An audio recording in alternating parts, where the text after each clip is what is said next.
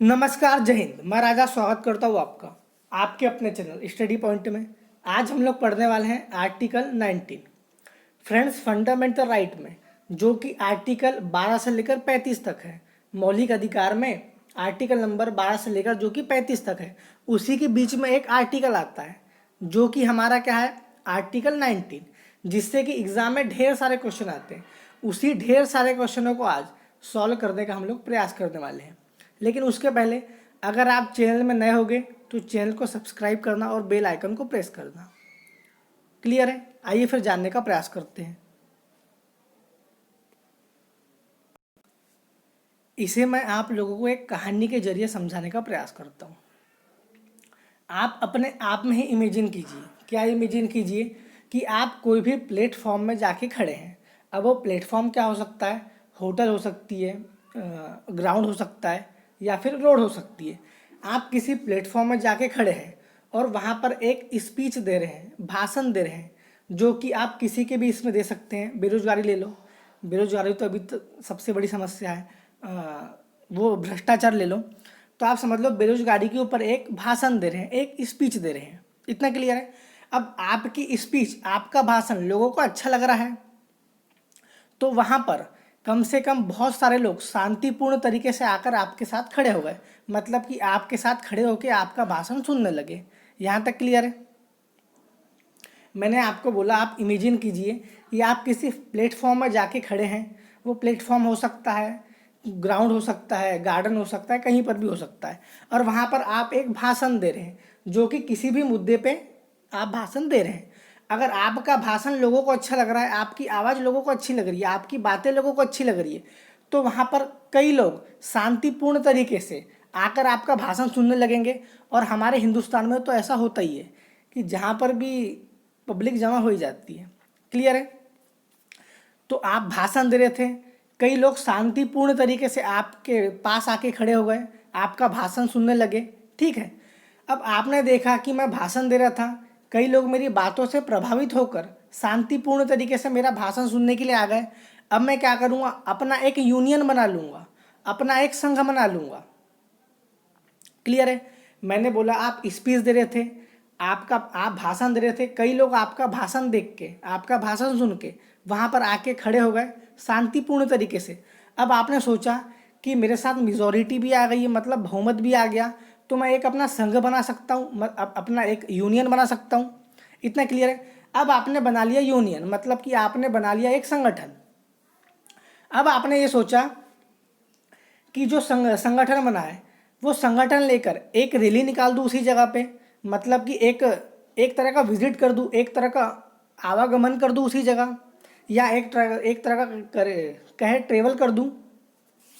फिर से मैंने बोला आप स्पीच दे रहे थे, 25-30 लोग, या फिर 25-30 ही लेके चल रहे, 25-30 लोग शांतिपूर्ण तरीके से आपके पास आके खड़े हो गए।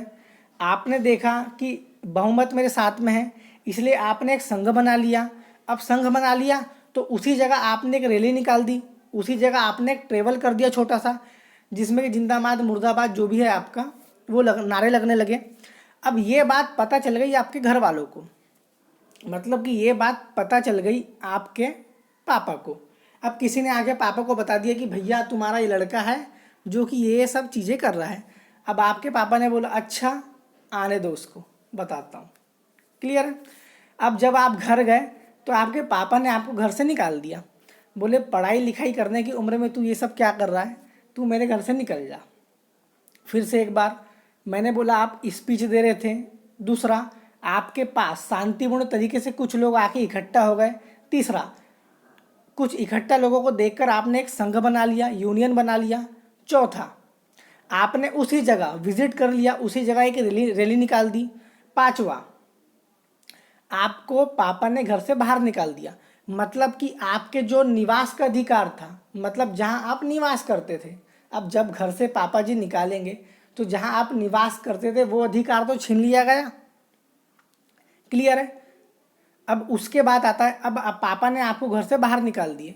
अब ऐसा नहीं कि घर से बाहर निकाल दिए होगे तो 2-3 लाख रुपए दे के निकालोगे, ले बेटा 2-3 लाख रुपए और ऐश करो, ऐसा तो नहीं हुआ होगा ना। पापा ने घर से बाहर निकाल दिया। अब आपके पास रोजी रोटी कमाने का भी साधन नहीं, मतलब कि खाने पीने का भी साधन नहीं।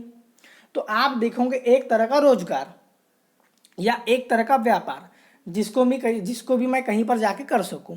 इतना क्लियर है? एक बार फिर से मैंने आपको बताया, आप इमेजिन कीजिए कि आप कोई प्लेटफॉर्म में स्पीच दे रहे हैं, मतलब भाषण दे रहे हैं। दूसरा, अगर आपका भाषण लोगों को अच्छा लगता है, लोग आपकी बातों से प्रभावित होते हैं, तो कई लोग शांतिपूर्ण तरीके से आके आपका भाषण सुनने लगेंगे। तीसरा, अब आपने देखा कि कई लोग मेरे बातों से प्रभावित हो गए, इसलिए आपने एक संघ बना लिया, एक यूनियन बना लिया, या कहें एक संगठन बना लिया। चौथा, आपने संगठन बनाने के बाद उसी जगह एक रैली कर दी उसी मुद्दे पे। पांचवा, जब आपकी ये सब हरकतें आपके पापा को पता चली, तो आपके पापा ने आपको घर से बाहर निकाल दिया, मतलब जो आपका निवास का स्थान था, मतलब निवास का अधिकार था, वो तो छीन लिया गया। छठवा, अब निवास का अधिकारी छीन लिया गया, पापा ने घर से बाहर निकाल दिया, तो रोजी रोटी कमाओगे कैसे कैसे? रोजगार करके, व्यापार करके, या वृत्ति करके। इतना क्लियर है? तो इस कहानी के माध्यम से हमारे 6 के 6 आर्टिकल, जो कि आर्टिकल 19 में आते हैं, सारे के सारे क्लियर हो गए। एक बार फिर से देखें।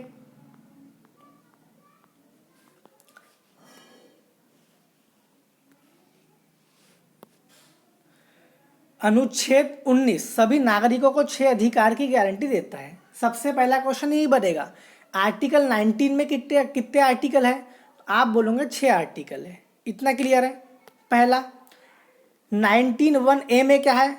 वाक एवं अभिव्यक्ति की स्वतंत्रता, मतलब बोलने का अधिकार है, स्पीच देने का अधिकार है। और जो प्रेस की स्वतंत्रता है वो भी इसी अधिकार के अंतर्गत आती है। मैंने बोला था आपको, आप किसी जगह इमेजिन कीजिए कि आप खड़े होकर स्पीच दे रहे हैं, मतलब स्पीच मतलब बोल ही रहे हैं ना। तो आर्टिकल 19(1)(a) में क्या है? वाक एवं अभिव्यक्ति की स्वतंत्रता, मतलब बोलने का अधिकार है। आर्टिकल 91(b) में क्या है? शांतिपूर्वक और सम्मेलन का अधिकार है, मतलब शांतिपूर्ण तरीके से कहीं पर जाके खड़े होने का अधिकार है। इतना क्लियर है? आर्टिकल 19(1)(c) में क्या है? तो संगम संघ या सहकारी समिति बनाने का अधिकार, मतलब कि यूनियन बनाने का अधिकार है, मतलब कि संघ बनाने का अधिकार है। यहाँ तक क्लियर है? आर्टिकल 19(1)(d) में क्या है?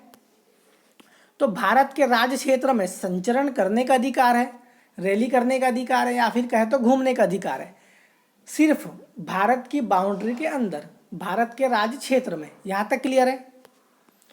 अगर ई की बात करें तो भारत के राज्य क्षेत्र में किसी भाग में निर्बाध घूमने, बस जाने या निवास करने का अधिकार है। और 19(1)(g) की बात करें, कोई भी व्यक्ति व्यापार या कारोबार किसी भी व्यक्ति को व्यापार या कारोबार करने का अधिकार है। अब आप बोलोगे ई और जी के बीच में आता है एफ, और एफ कहाँ गया? तो एफ जिसमें कि आपका राइट टू प्रॉपर्टी था, मतलब कि संपत्ति का अधिकार था। 44 अमेंडमेंट हुआ, कब हुआ? 44वां संविधान संशोधन हुआ, कब हुआ? 1978 में हुआ। किसके कार्यकाल में हुआ? तो आदरणीय मोरारजी देसाई के कार्यकाल में हुआ।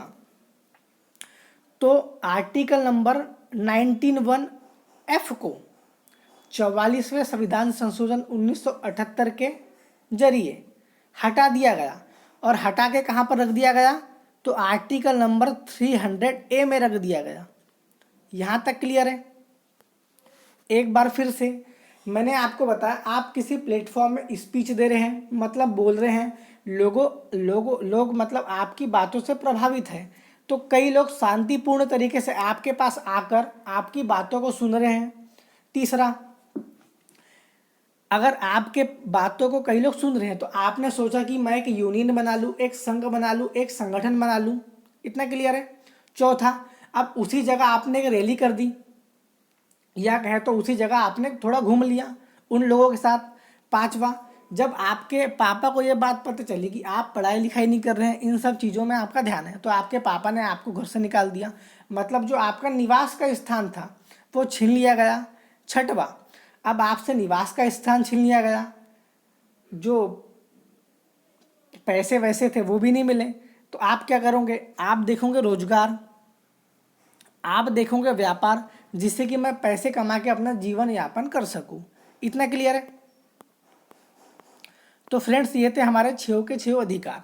लेकिन आर्टिकल नंबर 91A में जो है बोलने का अधिकार, अब इसका मतलब ये नहीं है कि किसी के भी घर में जाके आप उसको गाली दे रहे हैं।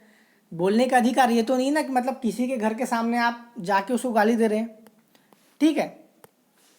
शांतिपूर्वक और सम्मेलन का अधिकार, मतलब कि शांतिपूर्ण तरीके से सम्मेलन का अधिकार, इसका मतलब ये नहीं है कि आर्टिकल नंबर मतलब धारा 144 लगी है और आप शांतिपूर्ण तरीके से कुछ लोग इकट्ठा होकर वहाँ मतलब जो जमावड़ा होता है उस टाइप के कर रहे हैं, इसका मतलब ये नहीं है।